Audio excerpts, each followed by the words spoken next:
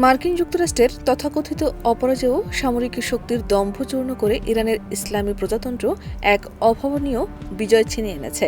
সম্প্রতি ইস্পাহানের মরু অঞ্চলে মার্কিন সামরিক বাহিনীর অত্যন্ত শক্তিশালী C-130 সাপোর্ট এয়ারক্রাফট ভূপাতিত করার মাধ্যমে ইরান কেবল একটি বিমানই ধ্বংস করেনি, বরং ওয়াশিংটনকে এক চরম মনস্তাত্ত্বিক যুদ্ধের মুখে ঠেলে দিয়েছে। ইরানের আইনশৃঙ্খলা বাহিনী ফারাজা জানায়, সন্দেহজনক গতিবিধি শনাক্ত করার পর তাদের আকাশ প্রতিরক্ষা ইউনিট দ্রুত ব্যবস্থা নেয়। দাবি করা হয়, মার্কিন বিমানটি একটি গোপন উদ্ধার অভিযানে ছিল, তবে ইরানের রাডার ব্যবস্থা সেটিকে শনাক্ত করে এবং আঘাত হানলে বিমানটি ধ্বংস হয়ে যায়। এই ঘটনার সবচেয়ে চাঞ্চল্যকর দিক হল, বিমানটি ধ্বংস করার পর ইরান সেখান থেকে মার্কিন নারী পাইলটের অত্যন্ত সংবেদনশীল ব্যক্তিগত নথিপত্র ও পরিচয়পত্র উদ্ধার করেছে।